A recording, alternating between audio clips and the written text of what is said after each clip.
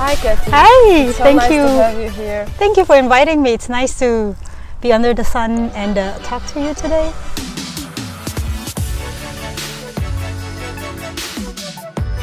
We met at the Venture Cup and you told your beautiful story about your life when you were little. Could you tell just a piece? Yeah, I think some people, they were very interested, like, who is that 5-year-old girl?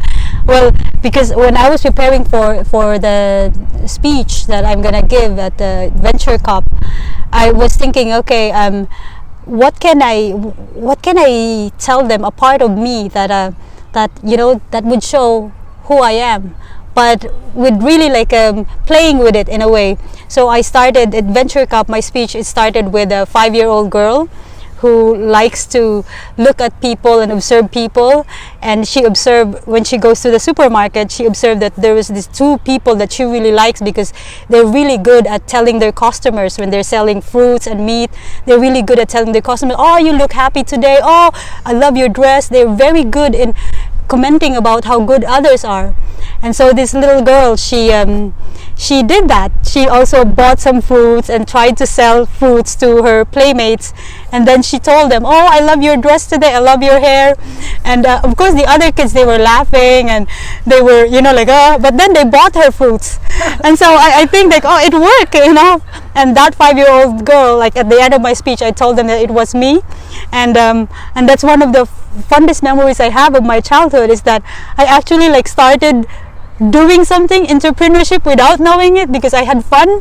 And actually the year after that, I started selling donuts to others as well, and I'm selling them for 1 peso and 25 cents, and it was my auntie making them. She sold them to me for 1 peso, and I had the whole process. So I was really like, but going to school and going to university, I forgot about those. But at Venture Cup, when I was thinking, okay, these are entrepreneurs and they want to hear something about entrepreneurship.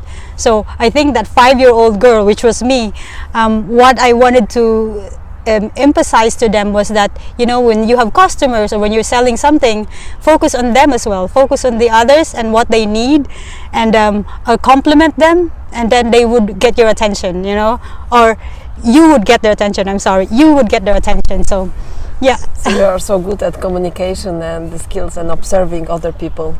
Yeah, I think I was just a lot of things that I could tell others is because I've observed other people. So I think when you observe others, then you also have a lot of stories to tell.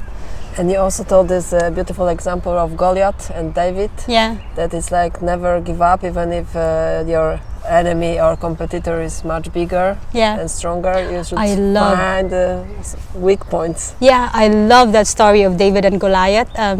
But people think that it's just David, young boy, and then there's Goliath. He's a giant, and people think that Goliath is quick and fast, but no, he's not. Goliath has his weaknesses. He's according to research, he was actually double-sided, and so when he went to attack David or David's camp, when he went and challenged them, he had someone leading him.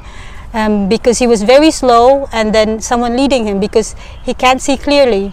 And we always think that Goliath is this big giant who's unbeatable, but David found a weakness in him, and also because David is willing to try. He's willing to go out there. All the others, they were so afraid, but David, who's around 16 years old maybe, but he was I'll try because I did this before.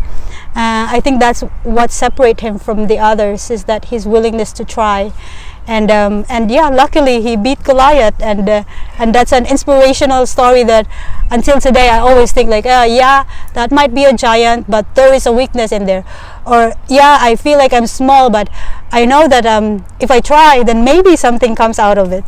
So it's something for us, and especially for me, I tell myself this story. Beautiful. And next, LinkedIn Aarhus coming in June. Yep.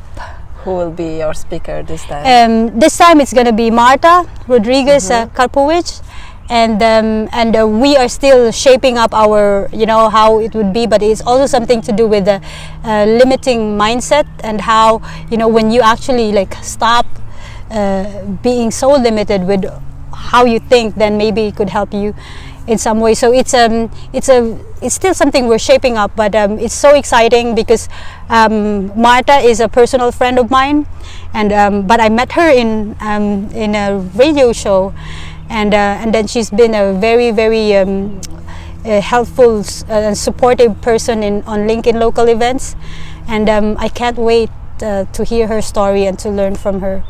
And it's going to be on the 19th of June, and it's at the Merchant Room, the same place, but this time it's going to start at 5 o'clock in the afternoon, and we end at around 7 o'clock.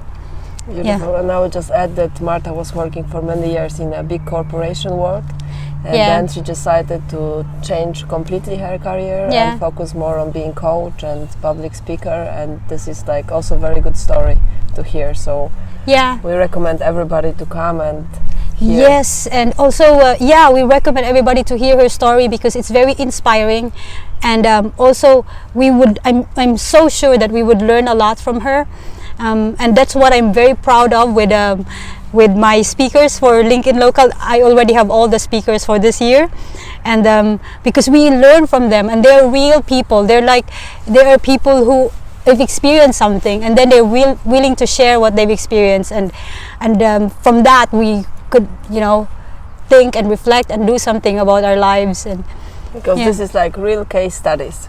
We come at your events and we meet real people who are telling honestly their stories. They are not only powder and say everything the way was perfect. Yes. No, it wasn't, and actually it's not something that I'd like to, like, people say, oh, be a perfectionist. No, sorry, we're not perfectionists here, but we are willing to try, and we try our best. So. And that's how you also said this once, that's how you get your confidence. Yes. Tell us about this.